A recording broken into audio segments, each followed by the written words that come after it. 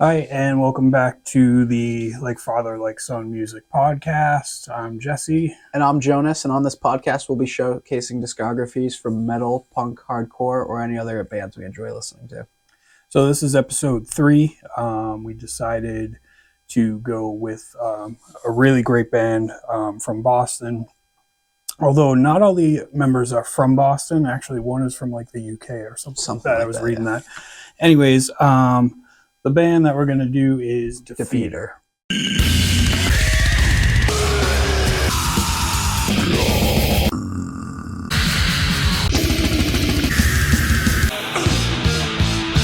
All right, so like we said, Defeater is from the Boston area. They're a Boston hardcore band. They get labeled as melodic hardcore, which I'm not a big fan of that term. So we'll just say post-hardcore. It works for me. I don't know. Melodic hardcore makes me think of like, I don't know, happy stuff. And these guys are not happy. Farthest thing from it. really intelligent lyrics. And they're a band that how can we even say this? They use stories for each album, and they all relate to one album in particular. It'll make more sense once we start going through the discography. Yeah. It's actually a really cool idea. I like bands that do that. I was always a big fan of like King Diamond, just because of those big stories around each album. So anyways, so Defeater, hardcore band from Boston. They formed in 2004. The original lineup was Derek Archambault on vocals, Jason Mass on guitar. And I'm going to point out that he did all of their recording, mixing, and mastering as well, and that'll come into play later on.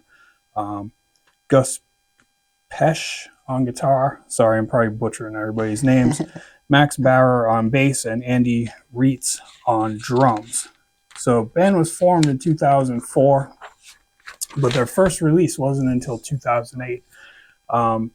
I didn't see a demo. Did you see? I didn't see a demo. At least one that I could find online. I didn't see. Yeah, so it's possible that there was like maybe a cassette floating around or something like that, or maybe they did something on like Bandcamp or something. Maybe. But yeah, I didn't see anything.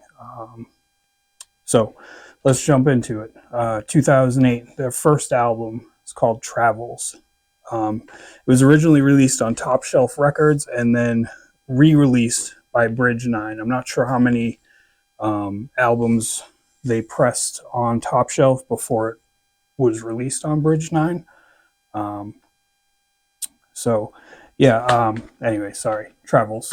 What do you think of this album? So this album, I can for sure say means a lot to me when it comes to like the lyrics and like the instruments. Everyone on this album kills it. It's such a like great like first album, especially for like this genre of music. I find that they really nailed it with like not necessarily like being labeled as melodic hardcore, but like there's definitely those like ingredients that they use in it. So it's definitely a killer album when it comes to that like genre in particular. Some songs that I can take notice of is Blessed Burden, Nameless Streets, and Cowardice. All those songs just like, I don't know, they like make me feel, they like give me goosebumps. Yeah. Their lyrics are very intelligently written. The music is, again, very intelligently written. When we say like this is a Boston hardcore band, you might think of just like, like SSD Control or something like that. Yeah. This is farthest from that. Just really, really good musical talent here. So I just want to mention a little bit about this album, and then I'll get to my top picks on it. So the Travels album is the story of an unwanted kid who was born at the end of World War II, and he's going through struggles at home with his brother. He's got an alcoholic dad and a drug-addicted mother living on the Jersey shores.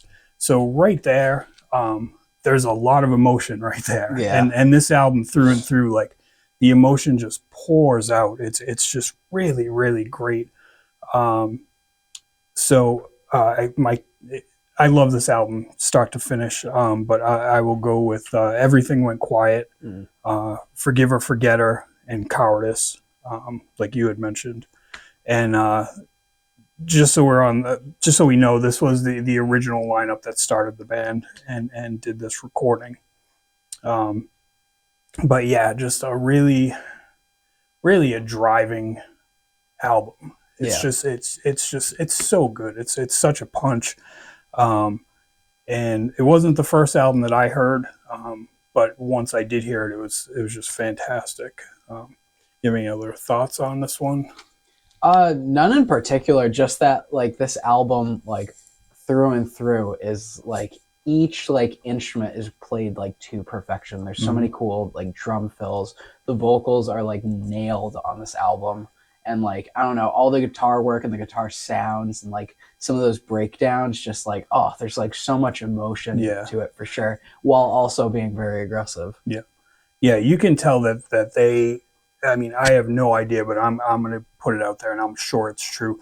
These guys really put in time writing these songs, and really put in time in the studio recording these songs, because there's so many little things added here and there in the background, stuff like that, that really just makes this a fantastic album to listen to and to read through. When we were getting ready to do this, I think I was listening to it on Spotify, but I put the lyrics on just so I could follow the story. Yeah. And it's a really great story, and it brings you back to, not that I lived through it, but through that time, that time of poverty and like, World War II and so much uncertainty and just the struggles that this particular family was going through. So it's just a really, really cool concept. I don't know where they came up with the idea to start doing this, but this is a great idea. Yeah.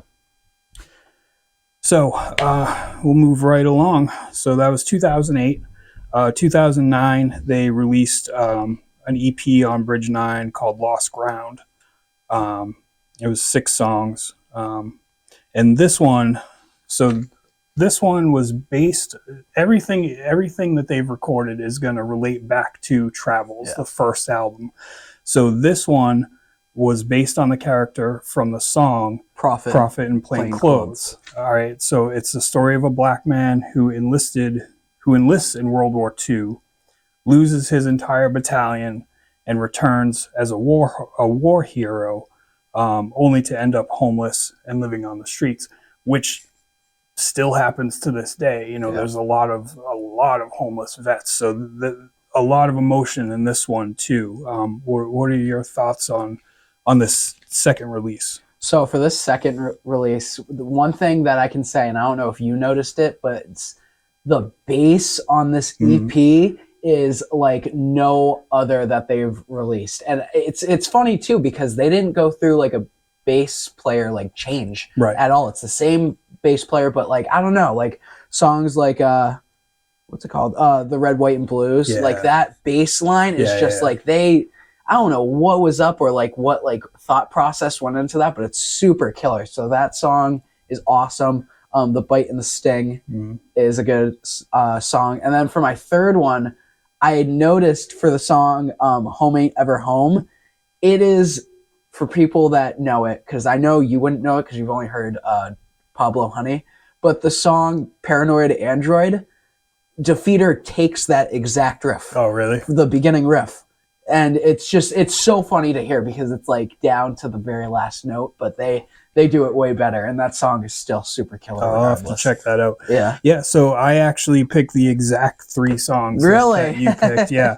The start, the Red, White, and Blue, the Bite and Sting, and Home Ain't Never Home. Yeah. Really great. The whole thing is great. It's just an EP, 6 songs, but man, it's a fantastic album, and really a great story. And as I was sitting there by myself listening to this and reading the lyrics, it really like paints a great picture. And you can write an album based on something, but these guys, the lyrics are so intelligently written that it paints a picture. It's almost like reading a book. Like you're there, you see what's going on. Really, really cool. Yeah, so that was 2009. All right, so we're going to get on to 2011. And Defeater released a 7-inch on Bridge 9 called Dear Father. And it was only 2 songs. It was the song Dear Father and the song I Don't Mind. And it was done acoustic. So just wanted to mention that. We'll mention they had a couple 7-inches here and there. So we're going to at least mention those since they are studio releases. So that same year, they released another full length, again on Bridge 9, 2011, Empty Days and Sleepless Nights. So this one, I'll go over the story on this one as well. So this one is the story of two brothers from travels. So the 2 brothers that were written about on that album, growing up in hard times post World War II, and Travels focuses more on the younger brother, and then Empty Days focuses more on the older brother. So that first album was from the perspective of the younger brother. This album is the perspective of the older brother. Again, just a really cool thing to do. There was a lineup change here.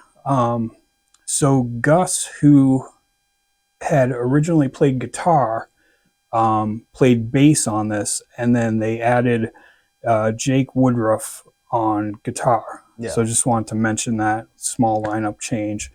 And so this will be an interesting one because I know that you were kind of up and down with this one. So yeah, what do you got? For this one, for sure, I can definitely go out there and say that this album, it's not that it didn't catch my attention. It's more or less I was trying to search for something that I had found in their previous releases that just happened to not be there. That doesn't mean, obviously, that this is a bad album, right, because I still think it's a good album. But I was definitely expecting pretty much a copy and paste from Travels, which you shouldn't necessarily do with a band, but it's just what came to mind.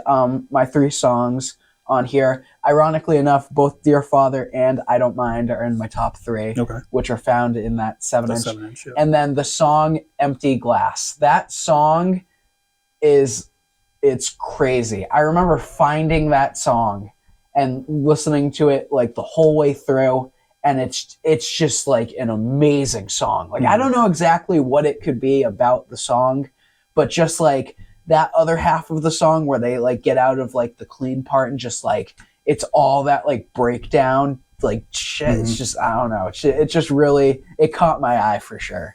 Yeah, this album definitely, it was a departure from Travels, different and cool in a way. So they did, it's called Empty Days and Sleepless Nights, and they actually, it was released as a whole, but it's really, Empty Days are the first 10 songs, and then Sleepless Nights are the last 4 songs, and the last 4 songs on this are all acoustic, as opposed to the rest of it. So for me, it was No Kind of Home, Quiet the Longing, and I really like the song But Breathing, which is one of the acoustic songs. Yeah. But the album itself is really good. This one might take a couple listens to before it really grabs you, but I think once you really get into it, it definitely does. And a good release. Yeah. All right, so 2012, they released the Live on BBC Radio 1, which was a 7-inch. It was 4 songs, But Breathing, Warm Blood Rush, Brothers, and Empty Glass. And those were all to appear on their next album. So that was 2012. 2013, they released the full length. Did you have anything on BBC One? So there was nothing in particular that I had on BBC One other than that they nailed every song. They put in all of that emotion, and with this band, the one thing that I'm so iffy on is their live performances. Yeah. They're a studio band for sure. And you can definitely, it's just funny to hear on this BBC radio session, it's just it's the closest thing to them playing live to where you can get all that emotion. And I was thinking about this, and I really do think that we don't get as much emotion out of them as a live band as we do with a studio band. Mm. I think it's purely just like the singer trying not to lose his voice over the years. And I think he just like, he keeps all that energy and aggression for the actual releases, which makes like up those albums like emotion. Mm-hmm. And it's just, yeah, I feel like they're perfectionists in the studio.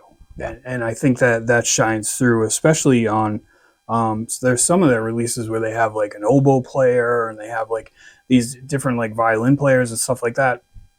And I think that's just, that's the magic of a studio when you can take your time and get everything perfect. I've never seen them live. I've watched a lot of videos of them live, and I gotta be honest, I usually don't get through them. Because it's just, I don't know what it is. I don't know if it's the emotion or the just the sound or the feel, but they're really, I really believe they're truly a studio band and they shine in the studio. Yeah, consistently with them live, there's always just a piece missing. I can't put my finger on it, but there's definitely there's always something. If it's not one thing, then it's the other. There's just always that bit. Yeah, and that's not to say I wouldn't go see them live. Of course I would, but there's some bands that you're just like, oh man, they kill it live. And and a lot of times bands kill it live and they're not so great in the studio. So you gotta, it's a little give and take. I prefer their studio releases because they're just great. They're so great. So we'll move on to Letters Home 2013, still on Bridge 9. And this one, okay, so we did have another lineup change on this. So Derek Archambault still singing, Jay Moss, sorry, I'm butchering names, still on guitar, Mike Poulin on bass, Jake Woodruff on guitar, and Joe Longobardi on drums. So there was definitely a lineup change on this. The backstory on Letters Home, this follows, this was actually cool too. I like how they went through like the family. Yeah. So this follows the story of the father who is an alcoholic in his own right, but he's struggling with, his own alcoholism, living in poverty, and his drug addicted wife, and also the death of a brother. So this I feel like is the most emotional album from them, for me anyways. A lot of these just really hit hard. I'll get into my songs, but what do you have on Letters Home? So for Letters Home, oh my god, like this, I truly believe that this song does not have a bad song on it, this album. It's just, I feel like it is banger after banger. Mm-hmm. And it was very difficult to pick my top 3. So I said, fuck it, to the top 4. So my top 4 for this album specifically is Hopeless Again, No Relief, No Shame, and Bastards. This whole album, I don't know what it is, but it's like, you can't compare it to any other like releases from them. It is like, it's a thing on its own. Yeah. There's just tons of emotion just dripping from this album. And I don't know if it's just because they got so into the whole story that this one came out, but man, No Shame, that song is just an amazing song. Like an amazing song, and just brutal, and you can feel the emotion. So just as a quick thing on this one, No Shame is about the father going hunting basically for his wife, who is a junkie and is out on the streets and doing shady things, and he decides to go after the drug dealers that have been selling her drugs. And it's just, man, it's so good. It's the so intro good. to No Shame. Oh, that's a killer. That's like one of my favorite like intros of all time. If you've never heard Defeater, just listen to that song No Shame on Letters Home. Just listen to that song. So that Bastards and Blood in My Vein, but the whole album is great for sure. And I went over the story. Yeah. So that was 2013.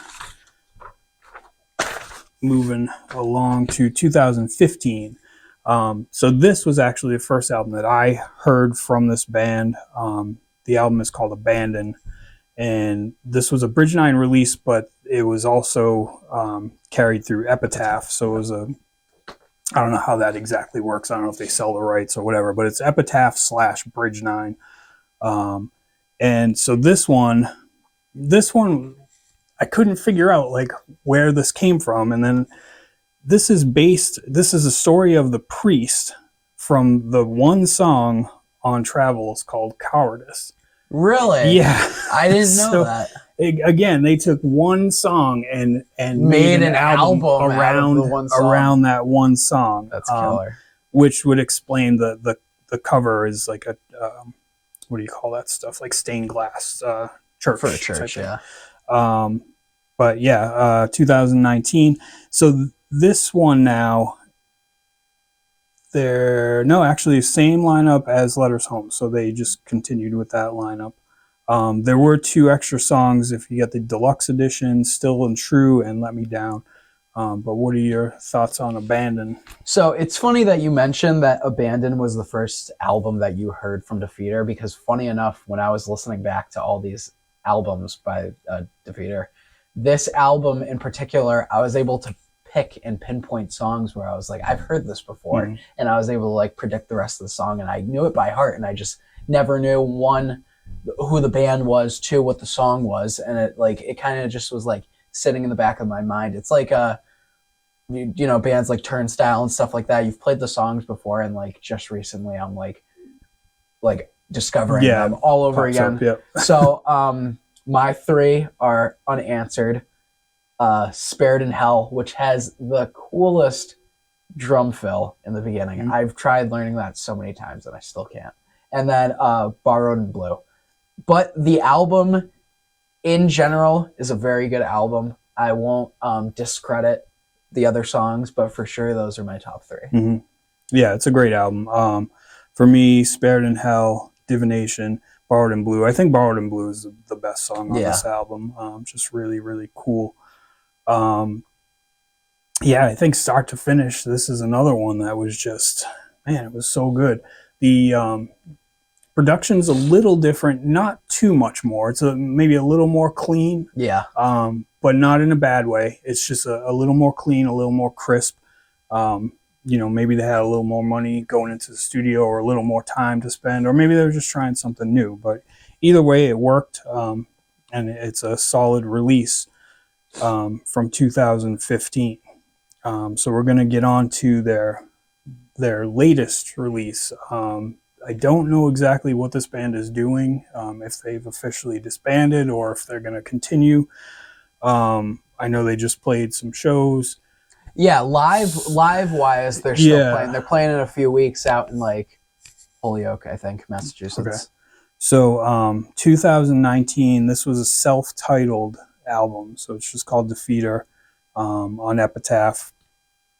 And this is where we lose, I feel, an important key to this band. Jay Moss leaves the band and Adam Crow joins on guitar. And the only reason I say that I feel like that's a big deal is because Jay seemed to have really been involved in all of the studio work that this band did, and clearly the writing too. Yeah. And you can tell on this album, it's not a bad album, but it's not great. I hate to say that, but that's my opinion. It doesn't grab you by the balls like the other ones do. But the story on this one is, this is more of like a loose story, centering around the father, his brother, and the priest. So it's just another story based off the first album. Like I said, it's not a bad album, but I was really pumped when this got released, and I loved the cover and everything about it. I grabbed it and I gave it a listen, and it just, I don't know, it's just not the same. Yeah. Do you feel that way? Oh, for sure. I feel like with this album, I was so disappointed. When I was listening back to it, there's just like everything about the album ever since it was their guitarist that left, was it? Yeah. Yeah. So Jay, but he also, I have some notes about he did the recording, mixing, and mastering of their albums. Okay. And I'm like I said, I'm guessing that he wrote a good majority of the music because musically this one it's different. Yeah. So with this album, I don't know. It's just like I tried picking favorites, but nothing about this album like caught my attention. It just felt like it was lacking something. It's like with their live performances, I can't necessarily pinpoint what it is, but I was definitely disappointed with this release. I mean, Defeater's Defeater. It's still good for what it is, but like from like all of their other releases, you'd expect some banger, and it's kind of just like anticlimactic. I think that's a perfect word for it. Yeah. I picked 3 songs: Mother's Son, All Roads, and Stale Smoke. They're okay, but they're not standouts. Yeah. I feel like, when we go through albums, we usually pick our standouts, the ones that get stuck in your head. And this album just kind of slides by. So I don't know where they go from here. I don't know if they're gonna record again. We'll just have to wait and see. But all in all, a really great band. Pretty short career as far up till now, anyways. I don't want to not saying they're Jinx broken up or anything like that, but that's the one thing, and we've already gone through. This is only our 3rd episode, but we've talked about this with 2 other bands now. That the lineup changes. Sometimes they can really affect things. Sometimes for the good, very rarely for the good. But more often than not, it's for the bad. And I don't know. We'll just have to wait and see. And hopefully they will release something else. And hopefully they'll pick up. I'd like to see them pick up from Abandon. Yeah. and just kind of, I don't know. So let's do our top 3 albums from number 3 to number 1. Alrighty. So for number 3, I would have to put Lost Grounds, their EP. Mm-hmm. For number 2, I would have to put Travels. And then number 1 for, in my opinion, their best release, I would have to go with Letters Home. All of their albums, all their releases are great for what they are, but I don't know, Letters Home, just like it's something about it, and I don't know. That album is amazing. Yeah, it's great. So for me, top 3, number 3, Abandon. Number 2 and number 1, I just went back and forth. Number 2, Letters Home. Number 1, Travels. And I went back and forth with that, and the only reason I stuck with Travels as my number 1 is because all of this was based off of that album. But really, I would say those 2 are a tie for me. So for a new listener who's never heard Defeater, what album do you think is a good starting point? Funny enough, I think that the first album they should listen to is for sure Travels, especially if you're trying to follow the storyline and actually get into what the lyrics mean. Travels will kickstart like your journey through this band for sure, and you'll be able to understand a lot of the lyrical references throughout their later releases. I would have to say Travels, but funny enough, I feel like there's so many similarities between Travels and Letters Home, and I feel like that I as well had a difficulty trying to like pick which one I would put in front of the other. I feel like they have so much in common, but I would definitely have to pick Travels. Yeah, I went with Travels as well, just based on that. I think that it's a rare thing that a band does something as ambitious as this, and it's great because you've got all the lyrical content you want. You know what I mean? Like you can, because you're writing a book, basically. You're writing a story. So it's not like, oh well, we're gonna write satanic music or whatever it is, and you have to keep coming up with new and fresh ideas for the same thing, Yeah. the same formula. This is like I said, they're great albums to drive with, playing in the car. They're great albums to just sit down and read the lyrics. If you have the vinyl, just pop out the lyric sheet and read along. But yeah, I would go with Travels. Listen to No Shame before you do anything. Just listen to that song. If you're like, I don't know, listen to No Shame, and you'll be made a believer. No Shame or Empty Glass. Yeah, Those two songs are amazing. I've showed actually some of my friends Empty Glass, and I've gotten them into Defeater purely just off that song. Yeah, I feel like this band really I think I'm trying to think of how I even first heard them, or I think it was just like a Spotify thing where it was like I was listening to like Have Heart or something like that, and it was like you might like. And I always check out a lot of those bands, and they're clumped in with a lot of bands that I really don't care for. Yeah. But whatever it was when I first played whatever they were, whatever album it was, I think it was Abandon. I really I dug it right away. Yeah. And sometimes albums grab you that way. I knew that they did concept albums.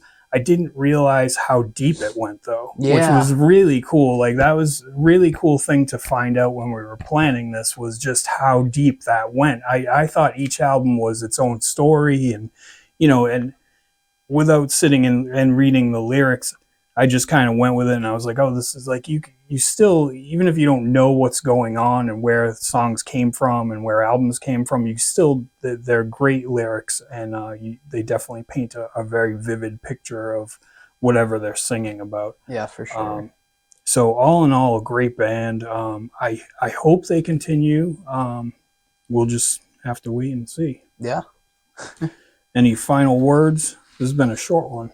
It was a short one. One thing, Defeater, whatever way you're listening to this, if you're listening to this, fix your goddamn merch. That is the one thing I have to say about this band that I do not like. I'll take a live performance from them over their merch. Their merch is I don't know if I've seen that. It's so bland. I feel like they don't use enough of that like simplistic, like sketched out Defeater logo. That logo is so cool. See, and that's what I think of. It's and they don't use it. They use like the cursive, the like Gothic-esque, like old timey. Actually, font. I had a Defeater shirt. Where do all my shirts go? I have that shirt actually. Oh, you have it. All right, cool. It's it's with the anchor, the nautical. Yeah. Okay. Yeah. All right. But that is the one thing I have to say about that band. Yeah. So feel free to leave a comment or give us your thoughts on this band, on the storyline, or maybe your top songs or top 3. We are working on getting together a Spotify playlist specifically for this podcast, and what we're going to do is we're going to go through, and all of our picks off each album between the two of us will go onto a running Spotify playlist. So watch for that. We'll leave a link when we finally set it up. It's just laziness. We're just got a lot of shit going on. Yeah, so we'll get it done eventually. So yeah, thanks for hanging out and watching the podcast, and we'll be back hopefully very soon with another band. So until then, thanks for watching.